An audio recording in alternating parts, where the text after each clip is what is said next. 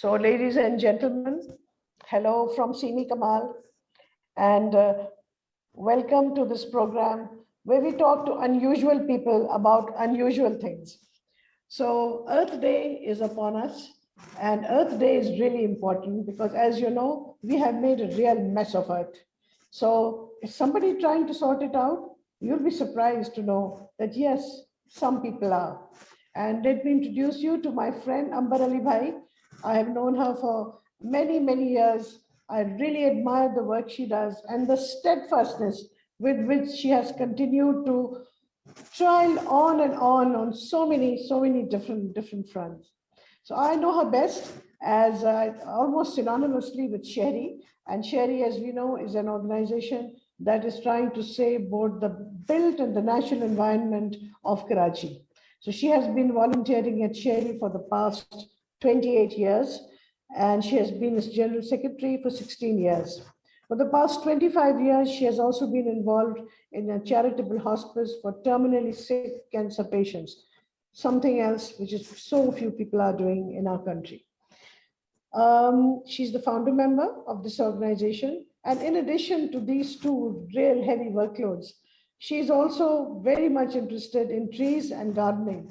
And she has been growing with a colleague from Shehri fruit and vegetables throughout the year, learning how to do organic waste to grow, collecting seeds from all those wonderful old trees of Karachi that very few people want to grow. And she's sharing them, and it's wonderful. If you want to get involved in this, I'm sure you can contact her. So, Amber, so happy to have you here. So happy that I'm able to talk to you. And I'm sure that the next 30 or 40 minutes are going to be really important for our listeners. So, Earth Day is upon us yet again. And this time, Earth Day is telling us to restore our Earth. And where better can we use this slogan than our beleaguered city of Karachi? So I'm going to start by asking you a very, very simple question. How did you get interested in earth matters, in environment, in looking after Karachi, in fighting for breathing spaces in the city? Tell us a little bit about that. Simi, thank you very much. It's a great opportunity to talk about my favorite subject, which is trees and plants. I grew up with grandparents who had green fingers and green toes, I think. And every summer holiday and winter was spent with them. They had a very large house. And my grandmother always had this habit whenever she took us grandchildren around, she would make us smell the leaf, and she would break a leaf and rub it and say, now smell it. And then she would teach us how to identify the leaf, the smell through the smell on the leaf. And she taught us all this. Then, of course, because of this, we would see them all the time. And we always had a small patch. Every grandchild, there were 7 of us at that time, we were given a small patch to grow our own vegetables. And I remember my first growing was corn. And when obviously school came, I came back to Karachi. And about a few months later, my grandfather sends this fellow with a whole sack of my corn in the train. And I was so happy when, he arrived and he says, Baji, this is yours. So, my love for trees has grown since then. And I think it has been nurtured by my, I don't know, maybe it's within, but I would say I'm a tree person. And I always tell my family that for God's sakes, if I die, you have to bury me under a mango tree. So I'm looking for a spot in Karachi or elsewhere under a mango tree for me. Well, you can reserve one spot for me next to you. Yes, there are no places for burial, and there are no peaceful places for people to be buried in. That is so true. That is so true. So, Amber, you have been associated with Shehri for 30 plus years. What brought you to this organization, and what has kept you there? This organization, I think 30 years ago, I was 30 years old, and I was watching the decline and observing the political onslaught that Karachi was taking. And everything was in a mess. And we all were armchair activists. We were always complaining, talking. I guess we were aware people. We knew what was happening, what was causing it to happen the way it was. But there was really no platform for us to come together to raise these issues or to do anything about it. And then when we started, we started building our own home, and there was this Daewoo showroom. I wonder if you remember that Ponzi scheme man, Mr. Samad, who was always buying plots and this thing. So Mr. Samad was one of the investors, it seems, and he bought this property near our place. And the residents were all very upset because it was a completely leafy residential area. And we didn't know what to do. So one of the daughters of the resident, she was hardly about 12 or 13, she wrote to Mr. Kawasji, because in those days he was in the, in his heydays of writing in the Dawn, and he was very much read, and he had stepped up his what would I say, his advocacy through the column in the Dawn. And he was very kind. He responded to her letter, and he came, and the girl set up a time, and he came to their home, and he connected us with Barrister Naima Rahman. And Barrister Naima Rahman at that time filed the case for us, and that was our first public interest litigation matter. And around the same time, Herald magazine carried an article about Shehri. And this was something that had been said about. And, my own childhood friend, Tammy, she was also had attended the first meeting. And then our present Justice Faiz Isa, he's one of our founder members, Dr. Kaise Bengali, and all these people, there were about 7, 8 of them. I guess they were discussing it, that they needed to have a platform for all us thinking, worrying people from Karachi on what to do about our urban issues and what is happening to our landscape. And this organization was already established for 3 years before I came along. And I came to them to ask about my issue and how they could help and what could be done. Because as you know yourself, is that there is a complete lack of information, documentation available to ordinary citizens if they have any problem. And unless you are not unless you are somebody who knows somebody, you cannot access any documentation. And and it was through Shehri when I came, and I met Humaira Rahman and Naved. And they guided us on how to do things, because Naima Rahman was also being, in those early days, associated with them. And I met wonderful people there, and they asked, Amber, if you have some time on your hands. And I had just had, my 2 boys were very little. I think they were just 3 and 2 at that time. And they asked if I could spare some time if I had. And I said, yes, I can, because it was very close to my home, the Shehri office. And I came along, and I started giving time, and like any other good thing, is just sucks you in, because there is so much you want to do.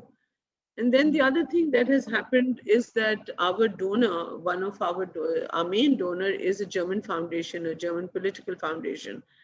And they started then interacting with us, and they said, hey, you guys, you'll have so much energy, because literally we're all professionals who were members, who were volunteering. But we were like firefighters. And they said that, you people need to structure yourselves. And they gave us a lot of training, and they trained us on how we need to work, what we need to do, because none of us have a background except our own professional and educational training on being trained to run an NGO or to, a civil society organization. None of us had that background. We were just worried citizens who came together. And I think that they gave us a lot of training. They used to have workshops with us. That gave us a lot of structure and helped for us to channelize our energies in a more productive manner. And I think that was a great learning curve for us.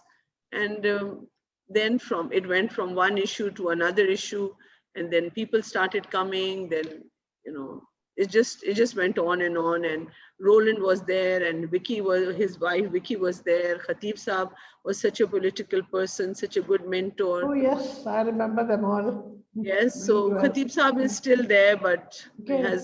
is not well. And Roland and Vicky, they've left Pakistan. They now live in the US. And Derek and his wife, they also had to relocate because of harassment of his wife by the mullahs. And so unfortunately, we've lost good people. Naved was badly injured by the builders. And we lost our dear member Nisar, same thing. She was a colleague, Parveen Rahman. So these things, unfortunately, I don't know whether, like Khatib Saab would say, that we're all crazy, but all these attacks on us, on our families, the threats, they did not frighten us. Yes, they worried us, but then in the beginning, like it says, when you've taken the first bullet, either you run away or you just stick. It's not worth it. So I guess we are still those crazy, thick-skinned people who've decided to lug it out. And I think that over time, and I have a great, belief in my God that um, if it is your time, it is your time. But the time that you have, you need to put it proper. Otherwise, how am I going to answer that? What did I do? I only ate and slept and had a good time. What else have I given back to the planet? So it is So you very see, important that we see how we spend our time. so these are the realities of doing any kind of work in Pakistan these Yeah, days. that it is. That Yes. you're always rattling someone or the other, okay, Yes. and there is so little tolerance. And sometimes I really wonder. I mean, what as a nation are we hoping to achieve by politicizing water, for example, Yeah. which is a matter of survival, and not only survival for Pakistan, it's also our economic lifeline. And then cutting out all natural spaces, getting rid of the greenery, concretizing everything. Where do we think this is leading? Do we, as a nation, not think that there are consequences of all these actions? So, given that this is Earth Day, we have these new buzzwords that we hear everywhere. We have a new tree tsunami that the federal government is engaged in. And almost everywhere, people are now building urban forests. So provincial governments are engaged with that. And even at different levels, many people claim that they are working on greening the environment. So tell us a little bit about your views on these. Do you think these are really helping? And also the relationship, specifically the relationship with water. Well, Simi,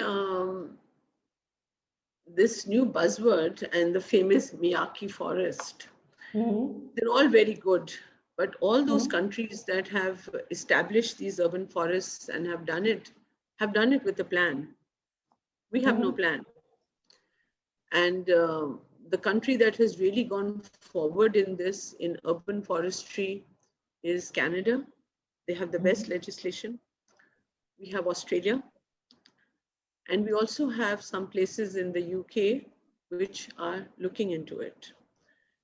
Um, our own observation, if I speak from the legal aspect, we have no legislation vis-a-vis on urban forestry or any kind of forestry at the provincial level, federal level, or at the local level.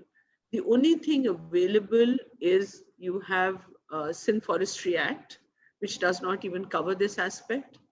And then you have the KMC Adopt a Park scheme, which is basically a scheme of KMC for people to come forward, adopt a park for 6 years. And it is not something consistent. Many parks which they have given away under this scheme have been done under the guise of the KMC people and the adoptee to encroach upon the park. And one such example, unfortunately, was also Karachi Grammar School. And they were trying to take over ST21, which was adjacent to the kindergarten section. And even my own alma mater, Jesus and Mary, was involved in it. Yeah, unwittingly, but they were restrained, but they didn't listen until, the court stopped it. And of course, civil aviation also was trying to put a housing society because it's a huge park, ST21, it's in Clifton.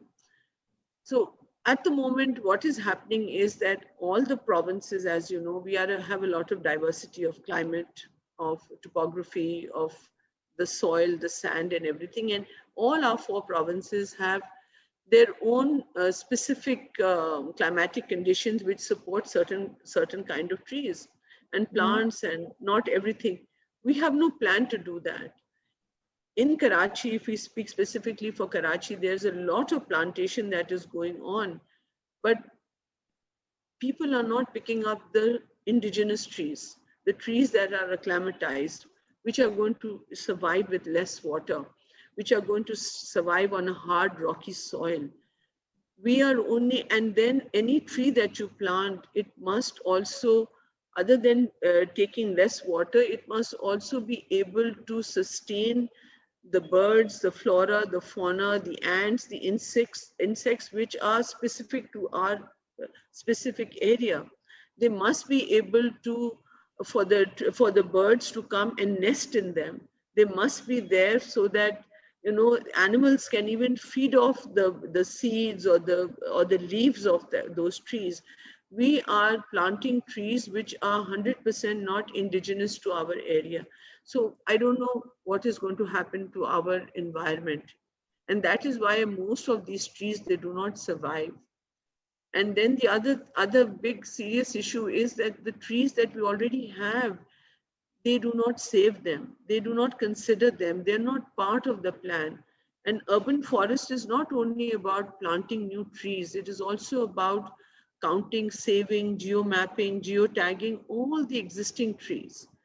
At the moment in Karachi, I think if you really have to see old trees, you can only go to the zoological gardens and you can go to Frere Gardens. Otherwise, there's hardly any old tree around. We don't see squirrels anymore. We don't see those little gray sparrows anymore. We end up importing, buying very expensive ornamental plants, which are not sustainable, and they're invasive. So it's not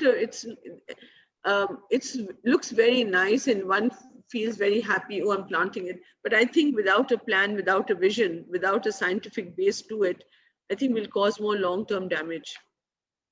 Okay, it's very interesting to hear what you say. You're right. I mean, I remember all those old trees, and they are being cut down, and we don't see them anymore. We also say that each city has to have lungs through which the city as a whole breathes. As we know, each city, it kind of mimics the natural cycle, whether it's water. So each city develops its own water cycle. Whether it is the way that plants begin to grow, there's a heat island effect. There is water mismanagement, and of course, there's global warming. What is all this doing to our city? Well, if we speak about your water, the lungs and the water, is that the lungs are not only having large parks. Every tree is a lung. Every plant is a lung, and you've got to preserve it. If you remember, as children, our homes had less construction, and every house had a open space around in the periphery, which we now call compulsory open space.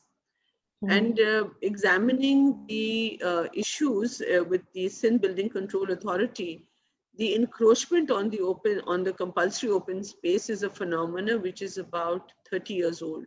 Before that, all our old properties, everybody used to have a smaller house, and you had at least 10 to 5 feet between your property and your boundary wall. In that area, everybody had a badam tree, an imli ka tree, or whatever. Amrud. The phenomena which I see, yes, amrud and jamun and everything. The other thing that is happening is that in Karachi, you know, you're so much into water, is everywhere you go and you observe that in all these buildings that are coming up, whether in the inner city or in the other older areas, they are using, they drill water. They go into the ground to drill water, right? They are sinking. I mean, many a time, even down our office street, there was a building coming up, and you have these, two boys coming up with this blue machine, and they're making a hole and they're tapping into the groundwater. Now, most properties, everything, they concrete the area. They concrete each and everything. Even everywhere, I think the biggest millionaire in Pakistan is the Envicrete people who have, the stones, because everywhere, all pathways and roadways is being concreted. So when they are being concreted, when it rains, if and ever it rains, there is no place for the water to go down into the ground. And we need to replenish our groundwater. It's not going to do, it flows off.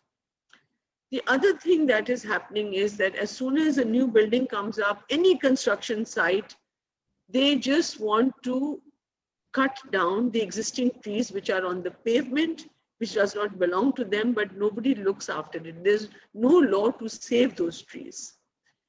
The other thing is that in our city, all the parkland, all the open land it doesn't have a boundary wall.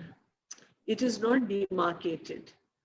And that is because political parties and the other people use that land for housing.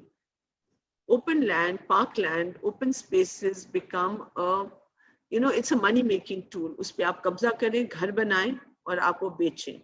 And 30 years ago, the party, which is now again trying to come in, they use this method. They use these open parks to bring in densification of their own people in those areas and gerrymander the electoral role of that area, to change the electoral dynamics.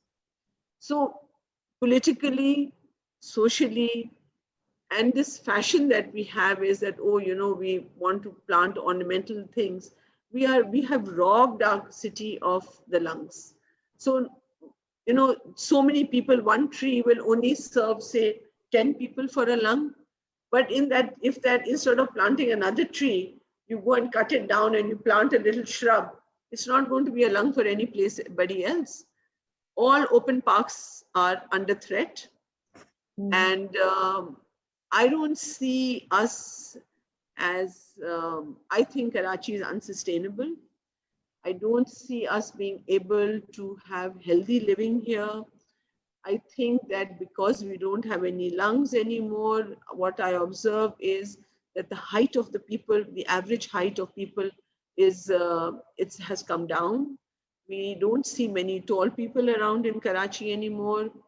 And this is more specifically of people that I see who live in places far out in the new abadis that have come up, because there are no trees there are no open spaces, there's so much of air pollution that the lungs of those people are not very healthy. And that is reflective in their height. I mean, there must be many other issues, but of course, not being able to breathe clean air is so important for the body to live. And Karachi is not going to, I don't see Karachi going forward in much longer if we carry on like this. People will leave Karachi, if nothing else, because of ill health, bad air. How much can Karachi give back when you keep on stabbing it every day? Even as we speak, the mangroves are being cut.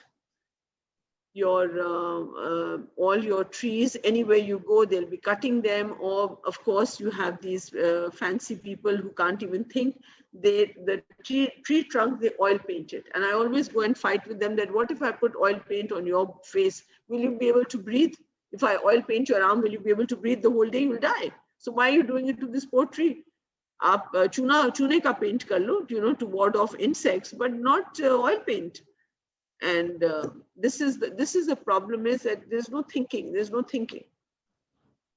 Sorry, I speak so much. No, no, don't be sorry. We Karachiites, we need to hear the truth. So you, in a way, you're already answering my next question. You're one of the few people of Karachi uh, who define what is good about Karachi. Yeah, it's falling around our ears, but there are people who are trying to prop it up. Let's see how much longer it can be done. So specifically, do Yeah. you think that the corporate sector and the civil society citizens of this city have they done or are they doing something to safeguard land, water, air, and green spaces? Shehri is one organization, but we need many more. Who else is doing something? Simi, everybody is trying. We cannot criticize anybody. Everybody Mm, in their little corner, in their little sphere, is trying to do things. mm, A lot of awareness is being brought in, but I think that we people are now old. We've passed it. We need to, like, you and me are of that generation where we were inculcated this at home, in our surroundings, and in school. In school, it was a big thing. You had to be very conscious about it. I think that we need to target our little children. I think we need to target our little children more, and somehow that pride of being Pakistani, of having that nationalistic spirit, that seems to have lost in the little children. And until we don't bring that back, and unless you don't love something and you're not passionate about it, you're not going to get out of it. I mean, I think that it is very important for little children, Montessori children, school going children, that you see that culture in Japan. When you read about it, hear about it, the children they're taught how to cook their own food and prepare their meals and clothes. You see, it is all about a sense of ownership. जब तक आप मालिक नहीं बनेंगे, आप question नहीं करेंगे. आप when you run your own home, आप अपना हिसाब लेते हैं, you want to know how much you have spent, where it has gone.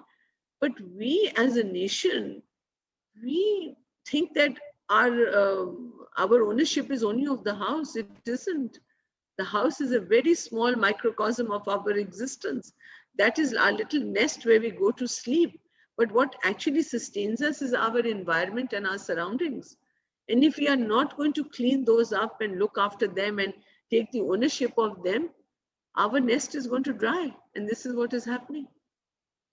And that's a So, very, very interesting analogy, and that something we need to use not just with children, but with grown up people.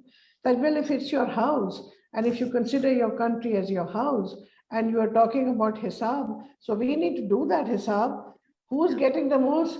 Is the chokidar getting the biggest share? There's Yes, something wrong yes, with yes, that, which is what's yes, happening right yes, now. yes, And there yes. is no money for education or health or even for food. So yeah, that's a very, very interesting way to talk about that. Now tell me, we've talked about the role of corporate sector and civil society citizens of this city. What about the government? Is there a functioning local government here? Do you see it anywhere in Karachi? Uh, Simi,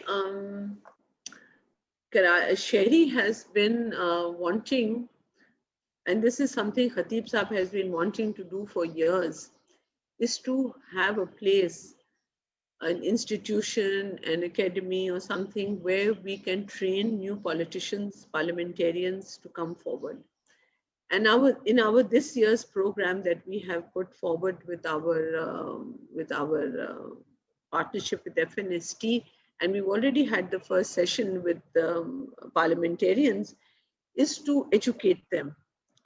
And we in Pakistan, we've all been, most of us have been educated, and we followed the UK system when we went there to study and otherwise, is that their government in power, and then they have a shadow government. In our country, there is no such thing as that. We don't have that system. Parliamentarians have no knowledge about legislation, what rules are, and everything. And when we talk about whether if the politicians are aware, the politicians are not aware of jack. They don't know anything. And it is all about, like one of my colleagues always says, is that our political parties are vested groups who are there to get elected to safeguard their rights. If they are feudal sitting in Sindh, they are safeguarding their rights of water on their agricultural land. If they are feudals in Punjab, they're doing the same. They have old land issues, and being in parliament and in government and bringing legislation which is specifically helpful to them. It is not for you and me. And always those Germans used to tell us, and unfortunately our system does not even give us so much opportunities, is until people like us don't get elected, we cannot make the change. The change will come in parliament. The change will not come anywhere else.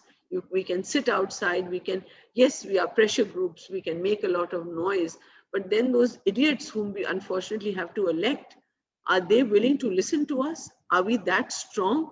I mean, our problem as civil society organizations is that we don't catch them by the neck. We have our own, dead inch ki, we have our own masjid going on, and we think, oh, we know so much, we've collected so much. Arey bhai, all our data or our poopa is not going to make an iota of difference if we cannot bring it about as a piece of legislation in parliament. Unless something doesn't become law, it is of no use. And only then can you bring it back to us. Shehri spearheaded, as you know, the freedom of information for Sindh, Article 19A. We put the whole thing together. We put in the law, it was passed. They have not made the regulations, the rules for it. What do? We are still struggling. We're going about it. COVID, unfortunately, 1 year has been a great for our work, but yes. So my thing with civil society is that we still need a lot of work to be done. Yes, we have established ourselves, we know information, we have collected data, but now we need to translate that data into legislation. And until we are not able to bring good laws, good legislation, pieces of legislation, and help them enact the rules, educate them, talk to them. After all, वो नौकर तो हमारे हैं. जब तक हम उनसे हिसाब रोज नहीं लेंगे, पूछेंगे नहीं, तो हमारी गाड़ी नहीं चलेगी. No matter what we do, no matter how much I plant the trees, whatever I do, until I'm not able to put a piece of legislation, give it in the hand कि आप pass करें, ये करें, तो फायदा क्या मेरा भी बोलने का? मैं भी वो एक आम के दरख्त के नीचे लेट जाऊंगी जब टाइम आएगा. So we all need to get after parliament. Otherwise we can't change. We cannot make any change. Either we come out on the roads.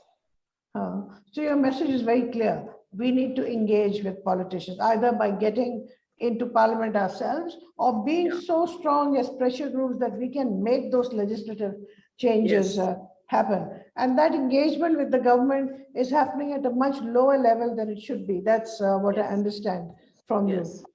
Okay, so last but not least, connected to what we have been discussing, do you think that we, the human race, can actually survive the assault on Earth? Because we are refusing to cut fossil fuels. All those countries, the developed world that has already done it, they should be stopping it. That's not happening. We are flooding the oceans with non-biodegradable waste. And it is so huge, this whole waste that has been built bigger as some of the continents. And we are ingesting and we are regurgitating plastics to an extent that we can see a kind of no return. We can see no return. So in this scenario, how do you see your own work in Karachi and by extension in the rest of Pakistan? Are we addressing no. I think that, I think David Attenborough, I think only day before yesterday, he said that the human race is the invasive species on the planet. I think it says it all. Yeah. And then, and today, I was reading the news that Google Earth has bought in time lapse for us to document climate change and all other issues, and they've taken us with its available data is available for 38 years. First it was 20, now it's gone to 38 years as of today. And Shehri's work, I think Shehri's work and a lot of other NGOs' work would be just data collection. We'll put it up in an iCloud, it'll be available. But no, I think that humans, that we are too many people, we have too little resources, and like what is the author, uh, Jared Diamond, that Yeah, my favorite writer. yes, exactly. So we are like, Earth is here, and the accelerator, and the human race is pressing the accelerator, and that's where it is. I don't see us being able to, the way we are carrying on. Plastics are everywhere. I mean, there's a lot of noise about plastic, and if you truly look, which disturbs me, but there's nothing much I can do. When we are given a plastic bag, there's that little piece on top which is detached, because I think when they put it in the machine it comes. But that plastic, there must be zillions and trillions of them in Karachi. Where are they going? Everywhere. The It's not filtering down. The awareness of plastic is not filtering down, because plastic is so, we all use it. But the good thing is that my son sent me a message that the food and the environment and the climate has increased infertility in the male species, and we will not be able to not have we won't be around so much. So I said, this is the good thing, Yasin, so it answers your question, that we are just going to die out ourselves and leave the earth where it should have been in the first place. So we'll come round a full Yes. circle back to hunter and gatherer, जो थोड़े बहुत रह जाएंगे. कुछ Yes, चीज it is नहीं very रहेगी. scary because if we look at all the dystopian literature which has Yes. been coming out for last 100 plus years, Yes. whether it's 1984 and whether it's Margaret Atwood's work on Handmaid's Tale, that was so prophetic. I mean, you can see some of those things Yes, already happening. absolutely. Yeah, So it's yeah. really, really scary. And I think the best thing is what I once saw, that there was on a street, there was a gutter, a lid of a gutter, a manhole, and on top of it was written, "The sea starts here." So you've got to see what you put there. But in all our years, everything, we've always taken the water body as it's not our responsibility. Put everything in it because it sinks. We don't see it. But Exactly. it's coming back to us. Dirty That is so water true. in the food chain. So, God has a funny way of sitting and sorting us out. And now we're thinking of going to Mars. I'm sure he'll say, no, I don't want this two-legged variety. They're a nuisance. I've tried and tested them on Earth. I don't want them anymore. Sorry. Entry band. So Well, I don't see us going. as you say, we are as a species, we are going to die out if we don't take care of it right now. With this century, if we are going to go to 2 degree, we'll end up with much more. Much of the earth, the tropic, equatorial zones and the tropics are not going to be suitable for human habitation anymore. So I don't want to leave us at a very depressed tone. Yes, there are problems, but we need to recognize where we are heading. And if we as a species have any sense, then we have to put the brakes on. We need to put the brakes on now. Then at least some of it could be salvaged, perhaps. So I know it's difficult, but any messages you would like to give to old people and young people on this Earth Day? I think the message that I'd like to give to everybody is, young and old, is that you've got to start loving your environment. And environment is not clothes and cars. It's the air we breathe and the food we eat. And you have to appreciate that how easy it is for us to go and we pick up a piece of fruit, a piece of vegetable. Somebody has nurtured it, somebody has bought it. You must respect it.